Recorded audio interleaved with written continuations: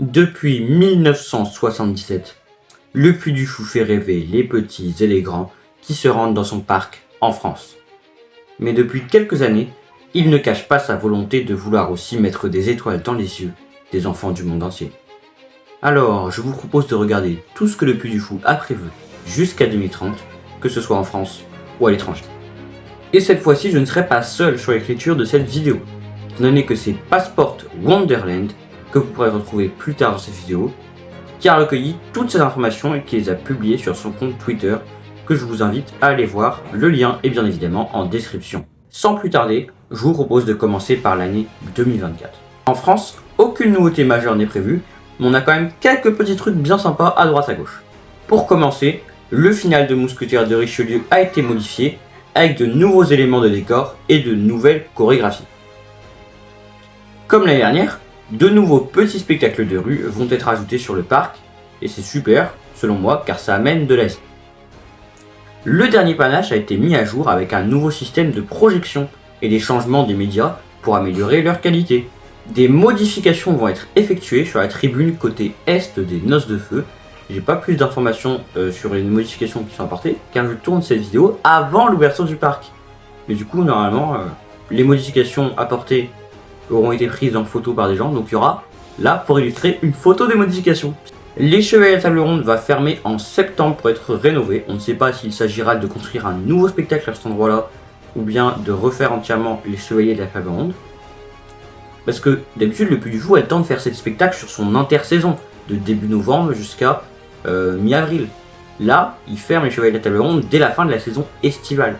C'est-à-dire qu'ils doivent utiliser même le temps du mois de septembre et des vacances de la Toussaint pour refaire. Donc on espère qu'il y aura de grandes nouveautés qui seront apportées. Et enfin, une nouvelle version améliorée de la Frérie de la Toussaint qui avait déjà commencé en bêta-test pendant les vacances d'octobre 2023 et qui continuera donc cette année dans la cour du Château Renaissance. On a fini avec le Grand Parc, mais il reste quelques petits trucs en France. Tout d'abord, l'association de la SNES-ENI a annoncé l'arrivée d'une nouvelle grande scène sur le spectacle nocturne, même si on n'a pas plus d'informations au moment où je tourne cette vidéo. Pause. Je vous ai dit que j'avais tourné cette vidéo il y a longtemps, et en effet, entre-temps, on a appris qu'est-ce que ce serait dans un journal. Il y aura, pour la SNES-ENI, une scène de débarquement en Normandie avec des chars Sherman. Voilà, c'est... Les chars seront fabriqués par une usine vendéenne, ce sera des répliques exactes. La seule différence, et c'est logique, c'est qu'ils ne pourront pas tirer, ils ne pourront pas faire pan sur les visiteurs, parce que ce ne serait pas ouf. Voilà, donc on aura des chars Sherman à la SNES-ENI. Parce que pourquoi pas après tout. Allez, je vous renvoie sur la vidéo.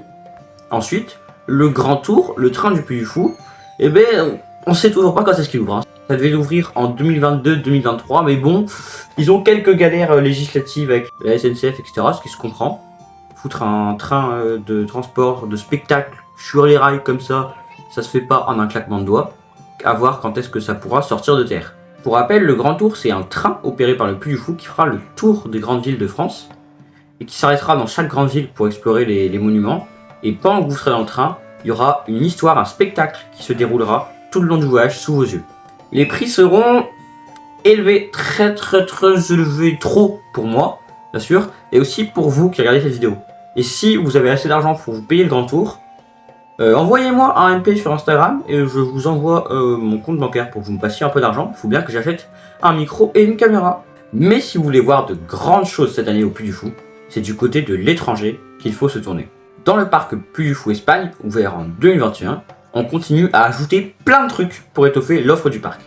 Tout d'abord, un agrandissement de la tribune du spectacle nocturne El Sueño de Toledo. Il y aura aussi un agrandissement de Villanueva del Corral, un des villages du parc, avec l'ouverture de nouveaux restaurants, boutiques et de nouvelles installations, ainsi que le lancement de plusieurs spectacles de rue, notamment un sur le XVIIe siècle. En Asie, le premier Puy du Fou Saga à Shanghai ouvrira vers mai et juin. Petit rappel pour ceux du fond qui n'auraient pas suivi. Les Puy du Fou Saga sont des parcours scéniques d'environ 2 heures qui se basent sur le système des livres dont vous êtes le héros. Avec plusieurs choix à chaque pièce, vous vous baladerez dans le Shanghai des années 30, que ce soit dans les rues malfamées ou dans les restaurants chics et huppés, avant de choisir entre deux possibilités. Embarquer sur un train ou un bateau. Ce choix déterminera la suite de votre aventure. Le bâtiment qui abritera Saga Shanghai contiendra aussi un restaurant-spectacle qui pourra être pris en option juste avant l'expérience. J'espère qu'on aura des belles photos et vidéos de cette expérience parce que j'aimerais beaucoup voir à quoi ça ressemble. Ça a l'air d'être plutôt génial comme truc, comme concept, à voir ce que ça rend dans la réalité. Sans plus tarder, sans transition, hop, on passe à 2025. En France, côté officiel, l'hôtel de la Villa gallo-romaine va être agrandi pour passer de 100 à 201 chambres. Alors pourquoi pas passer de 100 à 200, je ne sais pas, ils se sont dit on va passer de 100 à 201. Voilà, posez pas de questions. Il y aura donc une nouvelle version des Chevaliers de la Table Ronde ou un nouveau spectacle à la place, étant donné que celui-ci ferme en septembre. Pas plus d'infos dessus, on ne sait pas ce que ce sera. Mais vu que j'adore ce spectacle, que j'adore le Puy du Fou, que j'avais même refait en stop motion, vidéo en fiche, ici. Oui. Peut-être que j'ai... C'est quelque part, voilà. Vidéo en fiche, j'avais refait le spectacle entier en stop motion. N'hésitez pas à aller voir, ça date de déjà 1 an et demi, je crois. Les fans pensent à l'ajout d'une scène qui était présente dans les teasers et les premiers scénarios du spectacle, qui est une attaque de dragon, un peu comme l'attaque de dragon de Ravline à Efteling. Par contre, j'espère que le dragon des Chevaliers de la Table Ronde bougera un peu plus, et qui attaque sera un peu plus mouvementé, parce que à Ravline, c'est des mecs qui font avec leurs épées vers le dragon. Bon, c'est pas ouf.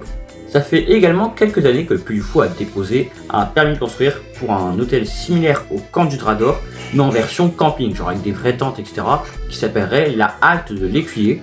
On suppose que ça arrive en 2025, même si on n'a pas plus d'informations pour l'instant. Du côté du point chiffre, le Puy du Fou France attend 2 300 000 visiteurs sur l'année 2025. Et le point chiffre continue en Espagne, avec le Puy du Fou Espagne qui lui prévoit d'accueillir 1 500 000 visiteurs en 2025, et qui pour y arriver, va mettre le paquet avec la création d'une arène, d'un stadium, comme le stadium gallo-romain, le site du triomphe au Puy du Fou France. En 2025 commencera aussi la phase 4 du plan d'extension du Puy du Fou Espagne avec de nombreux projets. Ça ne veut pas dire qu'ils seront tous réalisés en 2025, ça veut dire que la phase 4 commence en 2025. Dans cette phase 4, on retrouve notamment le stadium dont je viens de vous parler, mais aussi un spectacle dans le style des Vikings avec une tribune de 3000 places et des effets scéniques aquatiques. Mais il faut sortir de l'Europe pour voir encore plus gros en 2025. Déjà, aux États-Unis ouvrira Great Smoky Mountain, une zone de divertissement, de centres commerciaux, de restaurants et également un parcours scénique du Puy du Fou, The 407 Getaway to Adventure. Un parcours scénique basé sur l'histoire du peuple Cherokee et qui reprendra le concept, bien sûr, des Puy du Fou saga, dont on avait déjà parlé pour la version de Shanghai. Vraiment aucune info en plus pour l'instant, mais comme je vous le disais en début de vidéo, je vous invite à suivre sur Twitter et les autres réseaux sociaux comme Instagram Passport Wonderland, qui, dès qu'il y aura des informations, je vous les partagera sûrement. On retourne en Chine, cette fois-ci pas à Shanghai, à Dali, au pied de la Grande Muraille de Chine, où sera créé un spectacle nocturne comme la Cinecénie ou El Sueño de Toledo, avec un budget de 230 millions d'euros et une superficie de 50 000 m². Il pourra accueillir 2300 spectateurs. En 2026, ouvrira à côté de ce spectacle un hôtel, un restaurant-spectacle et un village d'époque. En France, cette année 2026 verra l'ouverture d'un grand spectacle immersif autour de Louis XIV à l'ouest du parc. Une version miniature des Puy du Fou saga qui, comme à Shanghai, permettront d'effectuer différents choix qui influeront sur votre histoire. Et apparemment, cette année-là, ils kiffent les parcours immersifs parce qu'on en aura un aussi au Puy du Fou Espagne. Un grand parcours immersif de 1600 m², un peu dans le concept du premier royaume en France, c'est-à-dire que c'est pas dans un seul endroit. Le mystère de la Pérouse ou Allende la Mar Océana, sa version espagnole, vous êtes dans un bateau. Les amoureux de Verdun, vous êtes dans la tranchée. Alors que le premier royaume où ce parcours immersif s'ouvrira, on traverse différents lieux qui retracent la vie d'un personnage historique. Au Puy du Fou Espagne, il y aura aussi des nouveaux spectacles en 2027 et en 2028, mais on n'a pas plus d'informations que ça dessus. Et au Puy du Fou China, après la création d'un grand spectacle nocturne au pied de la muraille de Chine en 2025, de la création d'un restaurant-spectacle, d'un hôtel et d'un village d'époque en 2026, on aura l'ouverture d'un parc complet en 2027, comme ce qui avait été fait avec le Puy du Fou Espagne il y a quelques années. Et en France, on aura une gare pour que, enfin, on puisse accéder au Puy du Fou en transport en commun et que je puisse me prendre un pass annuel, parce que j'en ai envie. En trêve de plaisanterie, ce serait quand même vachement cool une gare au Puy du Fou. pour qu'on puisse y aller tout simplement, ce serait pratique. D'ici 2030, en France, le Puy du Fou aimerait accueillir 3 millions de visiteurs. D'ici 2030, en Espagne, il y aura la création d'un bio-mini-climat, comme dans le parc Retiro à Madrid, afin d'améliorer le confort des visiteurs et qu'ils soient quand même plus au frais durant leur visite. Et enfin, Puy du Fou International souhaite ouvrir 4 parcs en 2030. Comme on les avait évoqués, il y avait le Puy du Fou France, Espagne, Asia et USA. Mais je ne pense pas vraiment que USA compte comme un parc, étant donné que c'est un parcours scénique. Il y avait eu des rumeurs de parcs Puy du Fou en Angleterre, aux Pays-Bas, en Belgique. Donc on ne sait pas où ça va ouvrir, mais je pense que le Puy du Fou sont capables de nous annoncer un nouveau parc quelque part en Europe d'ici 2030. Voilà, on a fait le tour des rumeurs et annonces, mais notre ami Passport Wonderland a aussi quelques théories sur le futur du Puy du Fou que je vais le laisser vous présenter. À cause de petits problèmes de calendrier, Passport Wonderland n'a pas pu tourner sa petite séquence où il vous présente ses théories pour le futur du Puy du Fou. C'est donc moi qui m'y colle, c'est parti. Déjà, une possible réorganisation de l'espace parking afin de mieux optimiser tout ce qui est les passages pour piétons, la circulation des voitures, le rendre plus agréable, plus vert, et avec de nouveaux axes de circulation piétons sécurisés et plus de places de parking bien sûr pour accueillir plus de visiteurs. Ensuite, il y aura sûrement une extension de la cité nocturne avec de nouveaux hôtels ou le doublement du nombre de pavillons du grand siècle, étant donné que l'espace est déjà prévu et disponible. Ensuite, dans ces théories, on peut retrouver la possible création d'une sorte de parc aquatique / spa sur des thermes romaines, avec tout ce qui est des espaces de descente, afin de diversifier et étendre la durée de séjour.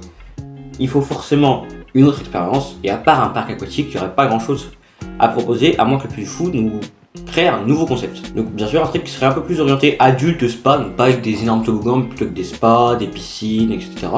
Il pense aussi à l'ajout d'une sorte de petit village, place entre le grand parc et les entrées de la Cinécénie. Comme on a au Puy du Fou Espagne, où il y a un petit village en face de l'entrée de El Sueño de Toledo, pour permettre aux gens d'attendre avec des petits musiciens, des petits bars, boutiques, restaurants, etc. Pourquoi pas installer ça devant l'entrée de la Cinécénie. Ensuite, tout à l'heure on se parlait de saga Shanghai, d'une sorte de saga en France, d'une sorte de saga aux États-Unis, mais ça devrait sûrement arriver dans d'autres grandes villes. D'ailleurs plusieurs autres projets en Asie, comme saga Xiamen, saga Guangzhou ou saga Singapour. D'ailleurs les histoires auront toutes des petits liens entre elles. Enfin, afin de mettre à profit son expérience et tout ce que le Puy du Fou a appris en termes d'immersivité, il va aussi avoir des petites expériences mises en place dans des musées. Par exemple, le Puy du Fou Asia va lancer au Cambodge Immersive encore, une sorte de musée immersif afin d'en apprendre plus sur l'histoire du Cambodge. Pour terminer, dans le futur, il y aura également sûrement de nouveaux films du studio Puy du Fou Film qui avait déjà réalisé en 2023 le film Vaincre ou Mourir. Merci beaucoup à tous d'avoir suivi cette vidéo. Comme vous le voyez, le futur du Puy du Fou est assez chargé, il y avait pas mal de choses à dire, mais on a réussi à s'en sortir tout de même. N'hésitez pas à vous abonner si la vidéo vous a plu à cette chaîne YouTube, mais aussi à mon TikTok, mon compte Instagram et ma chaîne Twitch. Si vous êtes arrivé à ce stade de la vidéo, dites-moi dans les commentaires dans quel pays vous verriez bien un parc Puy du Fou arriver.